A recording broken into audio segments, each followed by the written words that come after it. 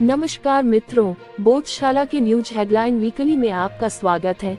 देखते हैं इस सप्ताह की कुछ प्रमुख खबरें। बिपरजॉय नामक उष्णकटिबंधीय चक्रवाती तूफान अरब सागर में उत्पन्न हुआ। इसके अगले कुछ दिन में भारत के गुजरात सहित अन्य पश्चिमी तटवर्ती राज्यों से टकराने की संभावना है।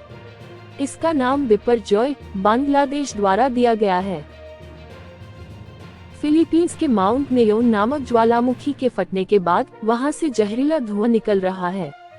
इसलिए एल्बे क्षेत्र में रहने वाले लोगों को दूसरी सुरक्षित जगह शिफ्ट किया जा रहा है। पोलैंड की प्रथम वरीयता प्राप्त महिला टेनिस खिलाड़ी इगा स्विएटेक ने चेक रिपब्लिक की कैरोलिना मकोवा को हराकर तीसरी बार फ्रेंच ओपन जीता। 1994 से 2011 तक इटली के प्रधानमंत्री रहे सिल्वियो बर्लुस्कोनी का हाल ही में निधन हो गया। उल्लेखनीय है कि उनके द्वारा 1993 में फोर्जा इटालिया नामक पार्टी बनाई गई थी। सर्बिया के पुरुष टेनिस खिलाड़ी नोवाक जोकोविच ने तीसरी बार फ्रेंच ओपन जीता। अब वे सबसे ज्यादा 23 ग्रैंड स्लैम जीतने वाले पुरुष टेनिस खिलाड़ी बन गए हैं। अब उनसे आगे केवल ऑस्ट्रेलिया की मार्गरेट कोर्ट हैं, जिनके नाम 24 ग्रैंड स्लैम है। वहीं डबल्स में फ्रेंच ओपन की विजेता ताइवान की सी सू वेई और चीन की वांग जिन्यू रही। उत्तर कोरिया के तानाशाह किम जोंग उन ने एक सीक्रेट आदेश जारी कर आत्महत्या को प्रतिषेध बैन कर दिया है। इसके साथ ही इसे देशद्रोह बताया और इसके पालन का उत्तरदायित्व अधिकारियों को दिया। यूरोपीय संसद ने रूस को स्टेट स्पॉन्सर ऑफ टेररिज्म अर्थात आतंकवाद का प्रायोजक राज्य घोषित किया। उल्लेखनीय है कि यूरोपीय संसद यूरोपियन यूनियन का एक अंग है।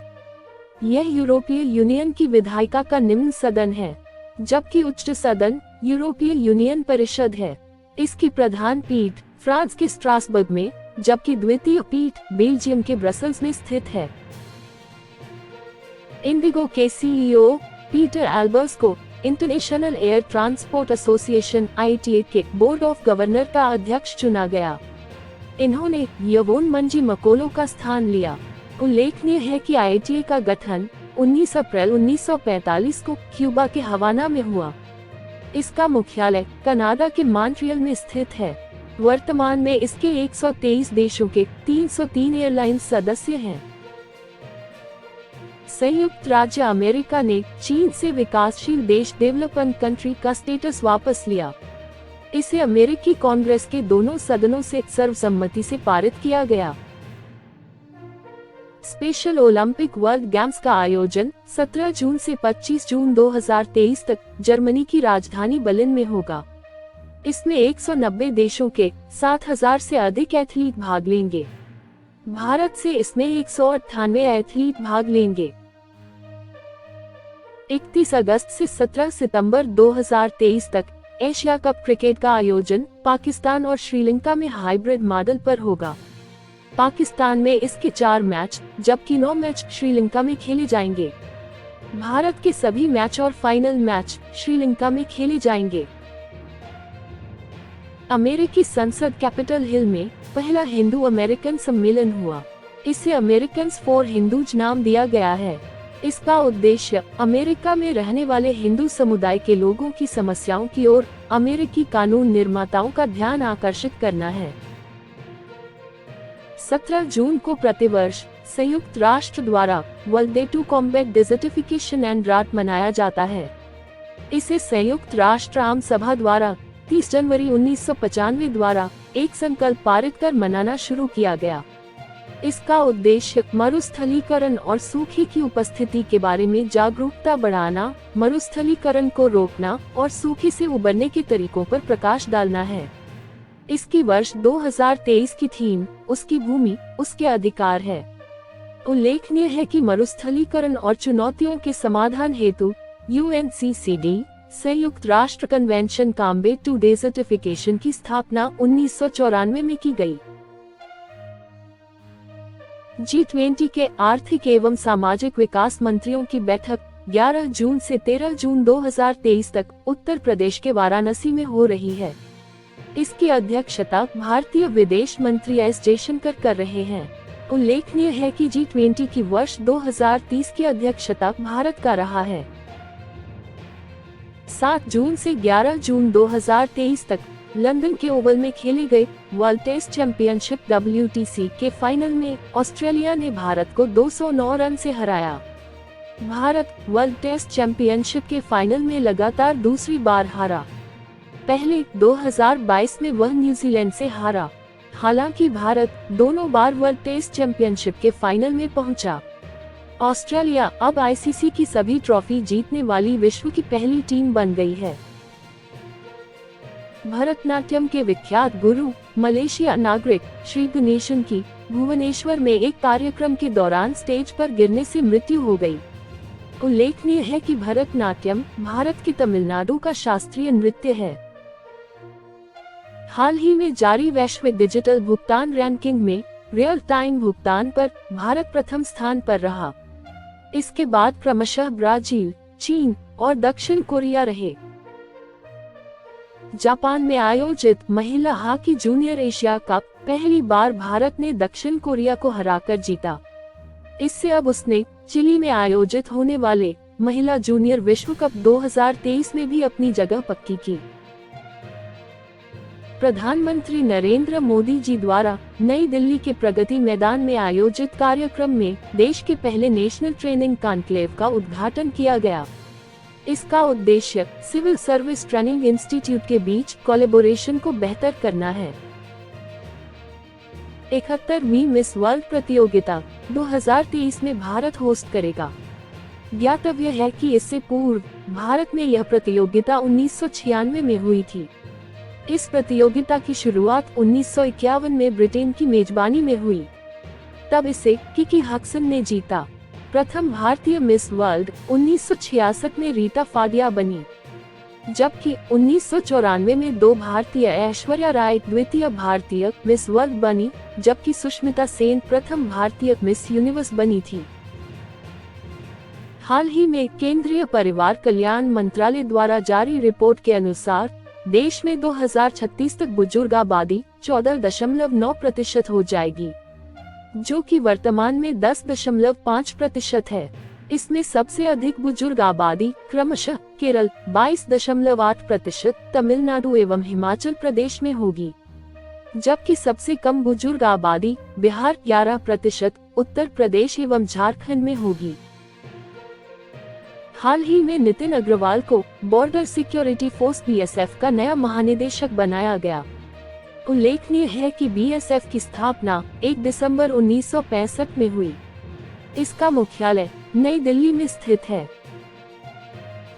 उत्तराखंड के पिथौरागढ़ जिले में बने नैनीसैनी एयरपोर्ट को DGCA की मंजूरी मिली। यह चीन सीमा से मात्र 50 किलोमीटर की हवाई दूरी पर है। उल्लेखनीय है कि DGCA, जिसका पूर्ण रूप Directorate General of Civil Aviation अर्थात नागरिक उड्डयन महानिदेशालय है, भारत के नागरिक उड्डयन मंत्रालय के अधीन एक वैधानिक निकाय है। इसका मुख्यालय नई दिल्ली में स्थित है। इसके वर्तमान महानिदेशक विक्रम देव दत्त हैं, जबकि केंद्रीय उड्डयन मंत्रालय के मंत्री ज्योतिरादित्य सिंधिया हैं। 13 जून 2023 को चेन्नई के कट्टुपल्ली में भारतीय नौसेना ने अपने चतुर्थ सर्वेक्षण पोत संशोधक को लॉन्च किया, जिसका अर्थ रिसर्च है। ज्ञातव्य है कि रक्षा मंत्रालय और गार्डन रीच शिप बिल्डर्स एवं इंजीनियर के मध्य 400वें वेसल क्लाज के निर्माण हेतु समझौता हुआ था। इसके तहत 3 सर्वेक्षण पोत यथा संधायक, निर्देशक और इच्छुक नौसेना को पूर्व में ही सौंप दिए हैं।